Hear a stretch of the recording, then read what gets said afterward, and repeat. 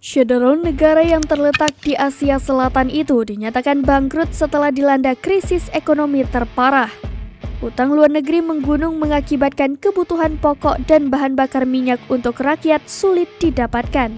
Bantuan dari lembaga pendonor seperti Dana Moneter Internasional atau IMF sulit diperoleh saking parahnya krisis keuangan di negara itu.